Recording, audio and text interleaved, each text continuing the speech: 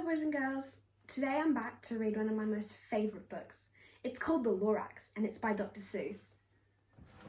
Did you know that for this book, Dr Seuss also drew the pictures and it was published by HarperCollins Publishers? Let's get started.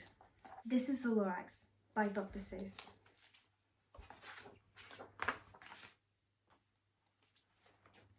At the far end of town, where the grickle grass grows, and the wind smells slow and sour when it blows, and no birds ever sing except the old crows, is the street of the lifted Lorax.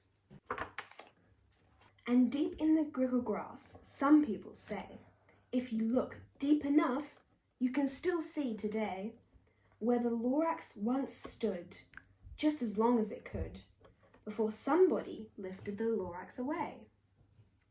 What was the Lorax? And why was he there? And why was he lifted and taken somewhere from the far end of town where the grickle grass grows? The old Onceler still lives here. Ask him, he knows. You won't see the Onceler. Don't knock at his door. He stays in his lurkum on top of his store. He lurks in his lurkum cold under the roof, where he makes his own clothes out of muffed moof.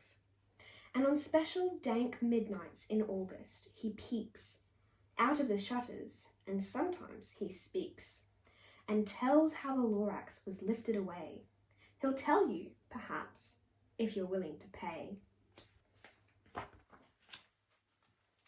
On the end of a rope, he lets down a tin pail, and you have to toss in 15 pence and a nail and the shell of a great, great, great grandfather snail. Then he pulls up the pail, makes a most careful count to see if you've paid him the proper amount. Then he hides what you paid him away in his snub, his secret strange hole in his grooveless glove. Then he grunts, I will call you by whisper-mophone, for the secrets I tell are for your ears alone.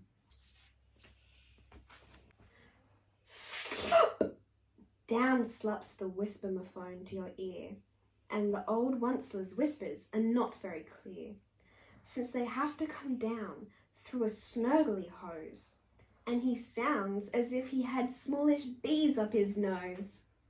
Now I will tell you, he says with his teeth sounding grey, how the Lorax got lifted and taken away. It all started way back, such a long, long time back. Way back in the days when the grass was still green, and the pond was still wet, and the clouds were still clean, and the song of the swoomy swans rang out in space. One morning I came to this glorious place, and I first saw the trees, the truffula trees, the bright coloured tufts on the truffula trees, mile after mile in the fresh morning breeze.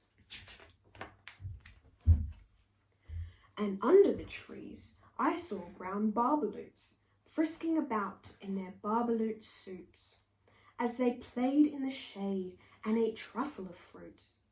From the ribbleless pond came the comfortable sound of the humming fish humming while splashing around. But those trees, those truffula trees. In all my life I've been searching for trees such as these. The touch of their tufts was much softer than silk, and they had the sweetest smell of fresh butterfly milk. I felt a great leaping of joy in my heart. I knew just what I'd do. I unloaded my cart. In no time at all, I had built a small shop. Then I chopped down a truffula tree with one chop, and with a great skillful skill, and with great speedy speed, I took the soft tuft and I knitted a thneed. The instant I'd finished, I heard a gzump. I looked. I saw something pop out of the stump. of the tree I chopped down. It was sort of a man. Describe him? That's hard. I don't know if I can. He was shortish and oldish and brownish and mossy. He spoke with a voice that was sharpish and bossy.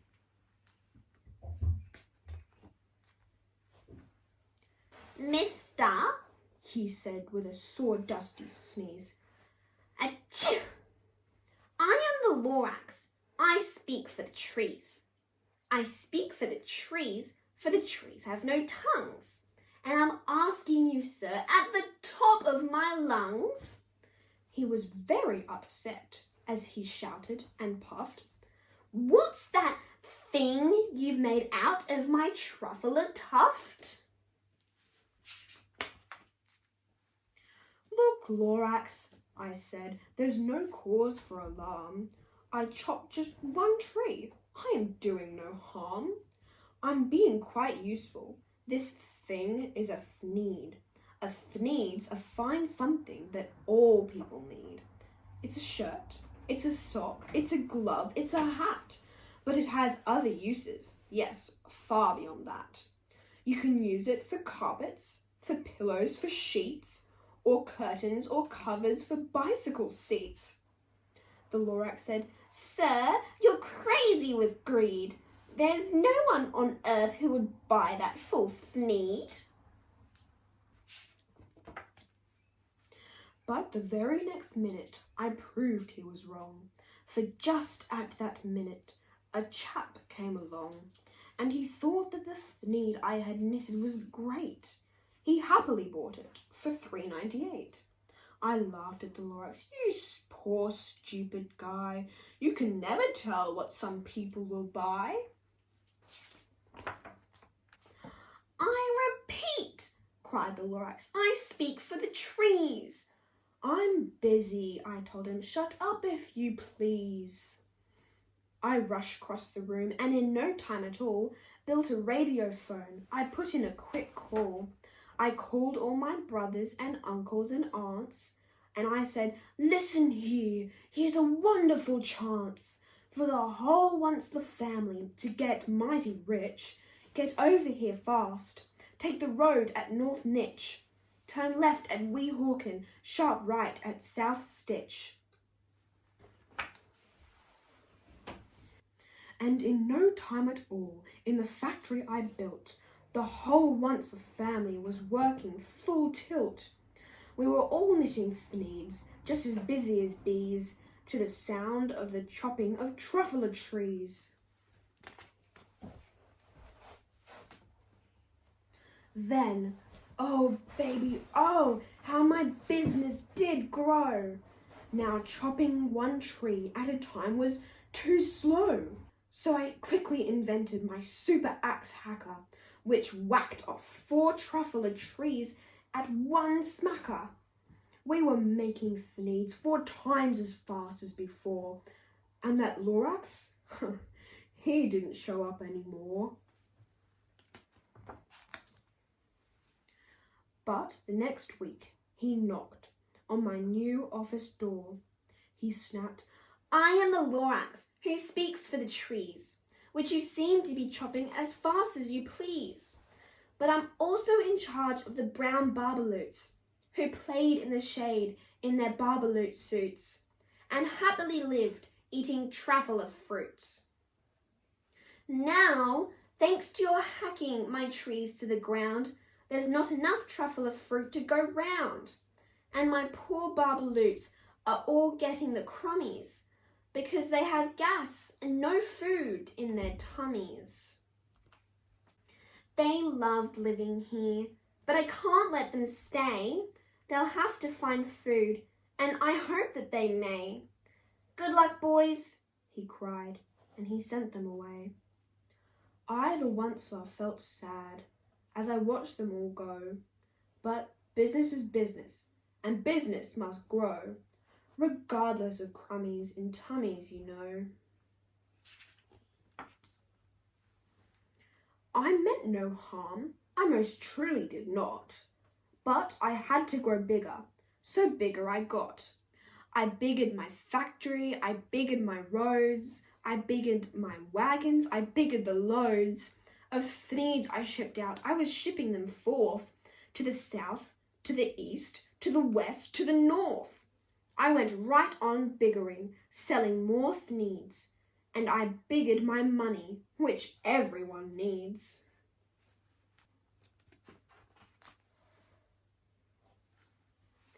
Then again he came back. I was fixing some pipes when that old nuisance Lorax came back with more gripes. I am the Lorax, he coughed and he whiffed. He sneezed and he snuffled. He gargled, he sniffed. Onceler, he cried with a cruffless croak. Onceler, you're making such smoggless smoke. My poor swummy swans, why, they can't sing a note. No one can sing who has smog in his throat. And so, said the Lorax, please pardon my cough, they cannot live here, so I'm sending them off. Where will they go? I don't hopefully know. They may have to fly for a month or a year to escape the smog you've smogged up around here.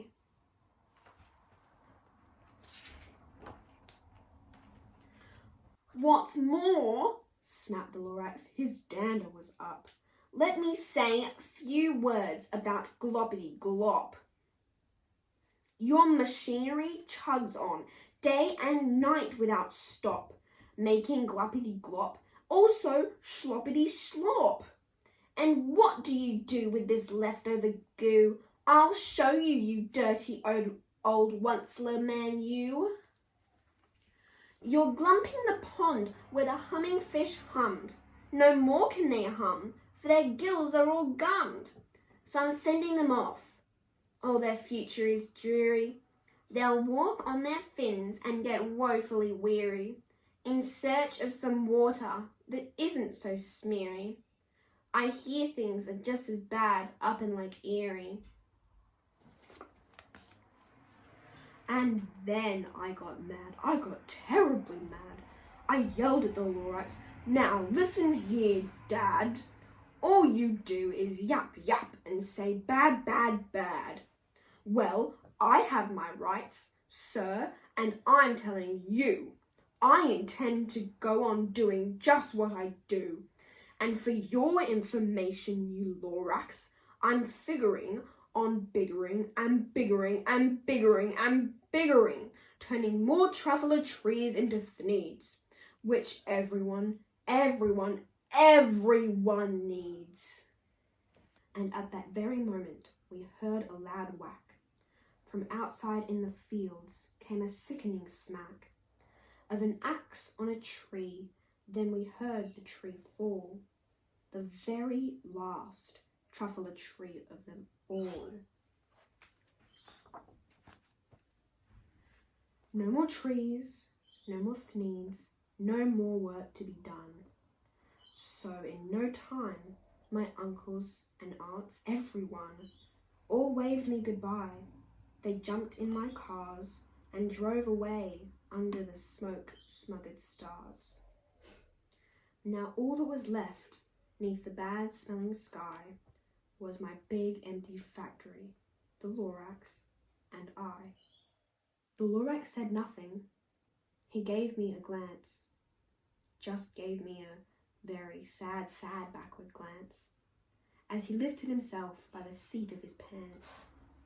And I'll never forget the grim look on his face when he hoisted himself and took leave of this place, through a hole in the smog, without leaving a trace. And all that the Lorax left here in this mess was a pile of rocks with one word, unless. Whatever that means, well, I just couldn't guess. That was long, long ago. But each day since that day, I've sat here and worried away through the years, while my buildings have fallen apart, I've worried about it with all of my heart. But now, said the Onceler, now that you're here, the word of the Lorax seems perfectly clear. Unless someone like you cares a whole awful lot, nothing is going to get better. It's not. So catch, calls the Onceler. He lets something fall. It's a truffle seed. It's the last one of all. You're in charge of the last of the truffle seeds, and a truffle trees are what everyone needs. Plant a new truffle, treat it with care, give it clean water and feed it fresh air. Grow a forest, protect it from axes that hack. Then the Lorax and all of his friends may come back. And that's the end of the story. Had such a sweet ending, didn't it? Next time, we're going to read a book called Googey Googey. This is what it looks like. I've already read it. I've had a sneak peek and it looks really good. I'll see you next time. Have a good day.